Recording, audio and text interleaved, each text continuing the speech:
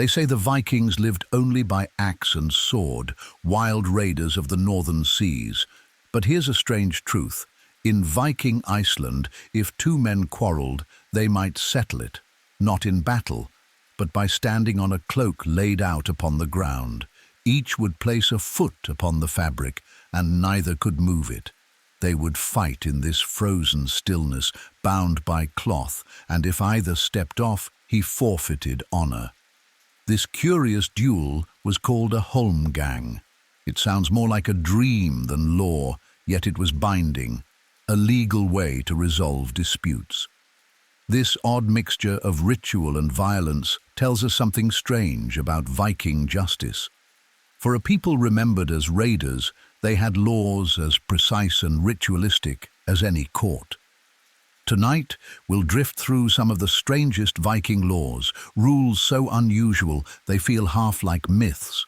From trials by fire to punishments stranger than death, their justice was a shadowy mirror of their world, harsh, cold, yet oddly structured.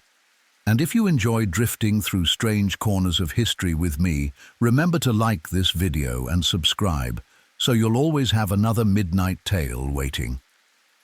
The Vikings were not lawless, as their reputation suggests. In fact, their societies relied on gatherings called the Thing, great open-air assemblies where disputes were judged, laws recited, and punishments declared. Imagine a circle of chieftains and farmers, all under the sky, speaking in turn while crowds watched silently. But Viking laws were not always written in stone. They were often carried in memory, spoken aloud by the law speaker, a man trained to memorize every rule. Like a living library, he stood at the Thing, reciting laws from memory one after another, his voice holding the weight of 1,000 lives. And these laws were anything but ordinary. Take, for example, the law of outlawry. To be declared an outlaw in Viking society was worse than any prison sentence. It meant you no longer existed in the eyes of the law. Anyone could kill you, and no one would be punished. You could not eat with your family, trade in the markets, or even receive shelter.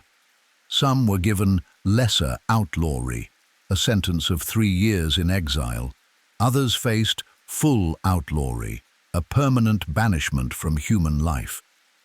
Imagine wandering alone through the cold forests of Iceland, every face a potential enemy, every shadow a death sentence. In the Viking mind, this punishment was worse than execution. It erased a person's place in society, the very thing they valued most. But there were laws that seemed even stranger.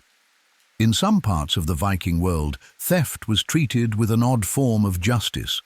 A thief might not simply be punished with death. Instead, he might be branded as Níðingr, a word carrying deep shame. To be called Níðingr was to be branded a coward, a breaker of oaths, an enemy of honor itself. No punishment in Viking society was heavier than dishonor, for in a world where reputation meant survival, shame was a fate worse than death. And how would such shame be displayed? Sometimes with carved wooden poles called nidstong.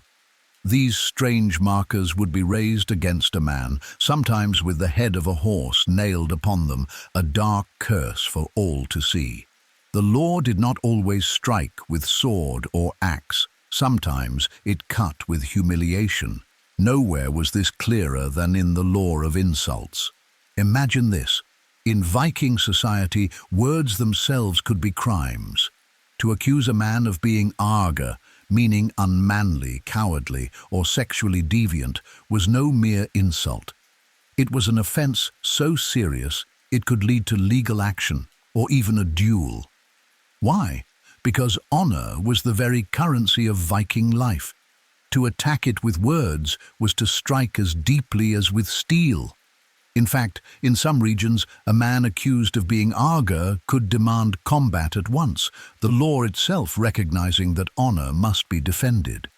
But the Vikings did not only have laws about honor and violence. Some were hauntingly mystical, lingering at the edge of the supernatural. In Iceland, for example, sorcery was outlawed. To practice seder, a form of magic tied often to women, but also to certain mysterious men, could lead to banishment or death. Yet paradoxically, sagas are filled with tales of sorcerers and witches being sought out for advice, healing and prophecy. The law condemned magic, but society could not resist its power. This contradiction gives us a glimpse into the Viking mind, deeply practical but never free from the pull of the unseen. We've only begun to unravel these strange laws, and already they feel like echoes of a dream. Duels fought on cloaks, punishments of shame, and the outlawing of magic in a world that could not do without it. One of the most haunting practices was the trial by ordeal. If an accusation could not be settled by witnesses, sometimes the gods were asked to decide. The accused might be forced to walk across hot iron or plunge a hand into boiling water. If the wounds healed cleanly, the gods had spoken. Innocence was proven. If infection spread, guilt was undeniable. It was not simply superstition. To the Vikings, the world was alive with unseen powers, and law was bound tightly to fate. The ordeal was not cruelty, but a way of placing justice into the hands of higher forces. And then there were the laws of vengeance, strange rules that allowed families to take justice into their own hands. If a man was murdered, his kin were expected to avenge him. Yet even vengeance was regulated. The killer's family could sometimes pay Wergild, a man price, a set amount of silver that bought peace. Every man had a price, a chieftain worth far more than a farmer. Killing a slave required only small compensation, but slaying a noble demanded silver so great it could bankrupt a family. To the Viking mind, this was not cold cruelty, but balance. Life measured and weighed, society kept from endless cycles of revenge.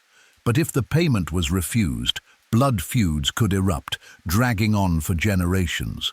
The law tried to cage vengeance, yet sometimes, like fire, it spread beyond all control. Another eerie law concerned burial. In Iceland, it was said that a body could not be buried within another man's land without permission, unless the grave was dug so shallow that a corpse's nostrils touched the air. Only then could the landowner not complain. It sounds more like folklore than law, but such details appear in sagas and legal codes, where the living bargained uneasily with the rights of the dead. And speaking of the dead, the Vikings held strange rules about inheritance. If a man died without heirs, his property might pass to distant relatives, but if none existed, it could fall into the hands of the local thing. Imagine wealth gathered and redistributed, not unlike an early echo of public law. Yet, in the sagas, disputes over inheritance often end in blood, as though the law itself could not contain the greed that rose with death. Perhaps the strangest Viking laws were those aimed at preserving the fragile weave of society. Consider this. It was illegal to kill someone inside a sacred sanctuary. The thing itself was considered holy ground, and violence within it was one of the gravest crimes. For a people remembered for bloodshed, the law drew invisible lines, demanding silence and peace where order was most needed. Even the carrying of weapons could be restricted. At certain gatherings, men had to leave their axes and spears at a distance, as if the law wished to remind them. Here, words ruled over steel.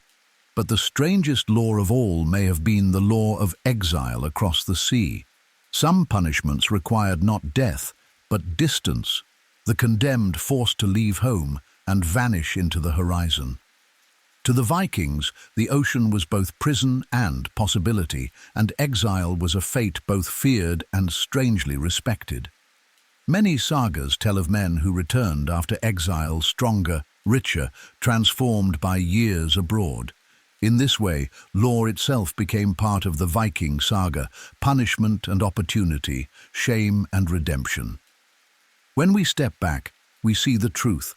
The Vikings were not savages without order, but a people who bound themselves with rules as strange as they were strict. They fought duels upon cloaks. They punished with shame instead of death. They let gods judge through fire and water, and they believed the worst fate was not execution, but exile from the warmth of community. Their laws are half forgotten now, fragments scattered in sagas and codes. Yet they whisper to us across the centuries, reminding us that even the fiercest of raiders lived within boundaries of honor, ritual, and fate. And so, the past closes its eyes again. If you'd like to hear more of its whispers, subscribe, and together we'll return to history's shadows another night. Good night.